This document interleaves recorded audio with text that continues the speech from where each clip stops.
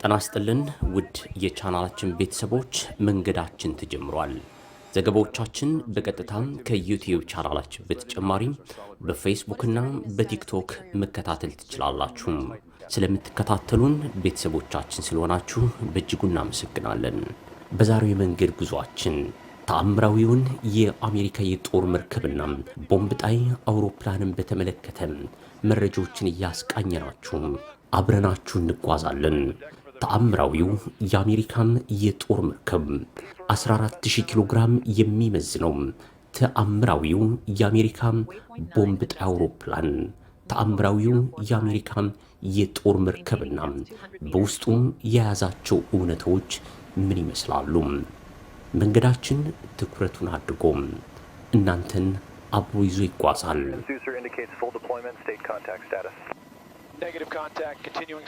ዩኤስኤስ አብርሃም ሊንከን የጦር መርከብ ሲባል ብዙዎቻችን እንደ ማንኛውም መርከብ ልንመለከተው እንችል ይሆናል።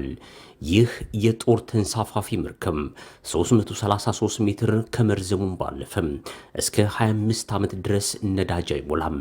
ልክ ግመል አንድ ውሃ ከጠጣች ለወራት ወይም ለዓመታት በሻኛው አዝላም እንደምትቆየው ሁሉም አብርሃም ሊንከን የተባለው የጦር መርከብ ኮምፕሌክስም ለ25 ዓመታት መዋጋት መንቀሳቀስ የሚያስችለው ነዳጅ እየተሞላም ነው።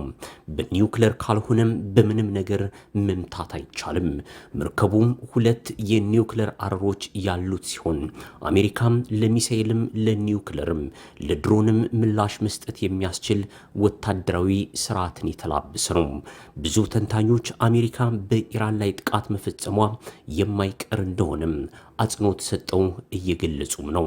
ለዚህ ድምዳሜ ያደረሳቸው በርካታም አሃዛዊና ነባራዊ መረጃዎችና ማስረጃዎችን ደምረው ቀንሰው አባዝተውና አካፍለው ግኝቱን በሳይንሳዊ መንገድ በመተንተን እንደሆነም ግልጽ ነው።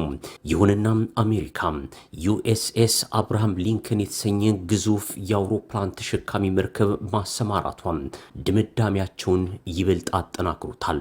ምክንያቱም በ1989 ዓመተ ምህረት ሲሰራ 6 ቢሊዮን ዶላር የግንባታ ወጪ የወጣበት ይህ መርከብ ለተልኮ ሲንቀሳቀስ የቀን ወጪው 7 ሚሊዮን ዶላር ይጠጋል።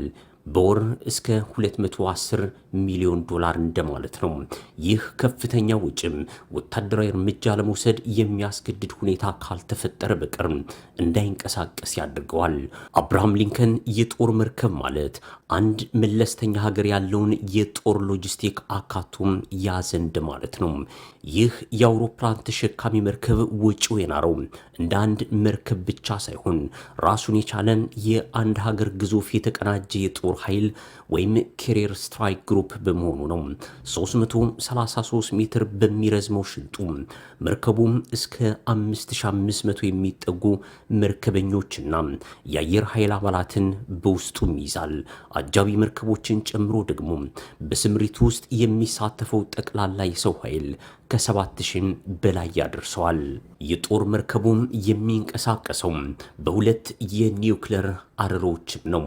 ኤፍኤም 18 ሱፐር ሆርኔትስ እና ዘመናዊውን ኤፍ35 ሲጨምሮ እስከ 90 የሚደርሱ ተዋጊ ጀቶች፣ የኤሌክትሮኒክስ ውጊያም ወይም ኢደብሊው የቅድመ ማስጠንቀቂያ አውሮፕላኖችና ሄሊኮፕተሮችን የመያዝ አቅምም አለው።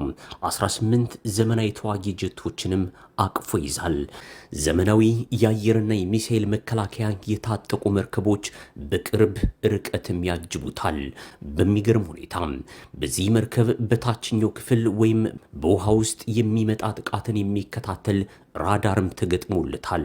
ይህ የአሜሪካን የጦር የበላይነት የሚያሳየው ገናና መርከብ አትላንቲክ፣ ፓሲፊክ፣ ህንድ ውቅያኖስን ቅኝት በማድረግ ዓለምን ይቆጣጠራል። እንደዚህ አይነት መርከብ ሩሲያ፣ ቻይና የላቸውም።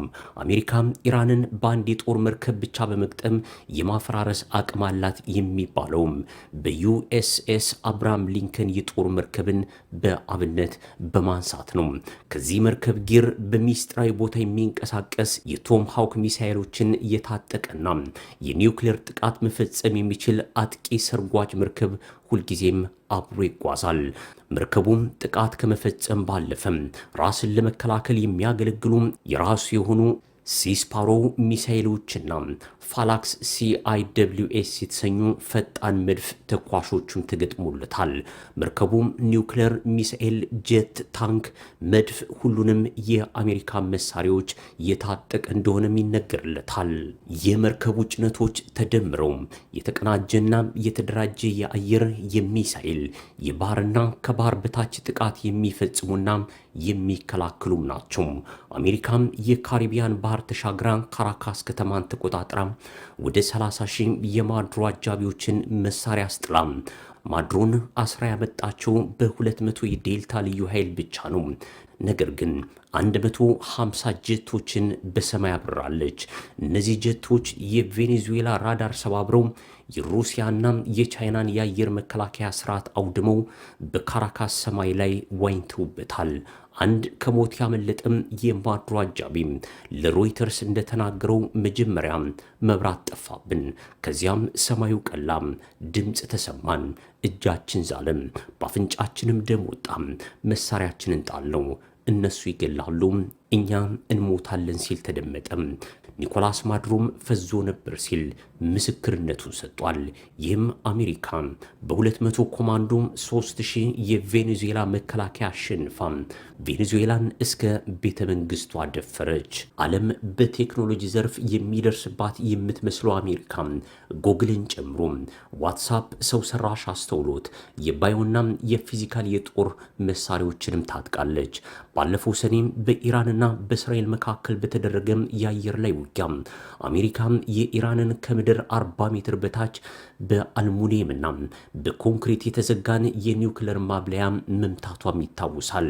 አሜሪካ በብቸኝነት ያላት ቦምብ ጣይ አውሮፕላን እስከ 100 ሜትር ከመሬት በታች መደብደብ የሚችል ሲሆን ቢቱ ስቲዝ ቦምብርም ይባላል። ወደ 14000 ኪሎ ግራም የሚመዝነው ይህ ቦምብ ጣይ አውሮፕላን ከራዳር ቁጥጥር ውጭ የሚሄድ ሲሆን በሰዓት 1000 ኪሎ ሜትር የሚበር ሲሆን ለመብረር 2 ፓይለቶች ብቻ ያስፈልጉታል። ይህ ቦምብ ጣይ አውሮፕላን 18000 ኪሎ ግራም ቦምብ መሸከም የሚችል ሲሆን አንድ ከተማ ላይ ቢጣል ከተማዋን ሙሉ በሙሉ ሊያጠፋም ይችላል። ያንዱ ዋጋ 2 ቢሊዮን የሚገመት ሲሆን አሁን አሜሪካ ያላት 20 ቢ2 ስቲዝ ቦምበር ብቻ ናቸው። በኢራቅ አንዱም ጥቅም ላይ ከመዋሉ ባለፈም ባለፈው 2025 አንዱ በኢራን ላይ ተተኩሷል። አብርሃም ሊንከን የጦር መርከብ በሰዓት 60 ኪሎ ሜትር በውሃ ላይ ይጓዛል። አሜሪካም እነዚህን መሰል የጦር መሳሪያዎች በሁሉም የዓለም ውቅያኖሶች አሰባርታም በሳተላይት በህዋ ላይ በሁሉም አህጉራት ካሉ የአሜሪካም የጦር አደረጃጀቶች ጋር ይናበባሉ። በነገራችን ላይ የአሜሪካም የጦር ቴክኖሎጂ የበላይነት እስከ 50 ዓመት ሊቀጥል እንደሚችል የጦር ጥናቶች ይጠቁማሉ። ጤና ይስጥልን። ዝግጅታችን በዚሁ ቋጨን። መልካም ጊዜ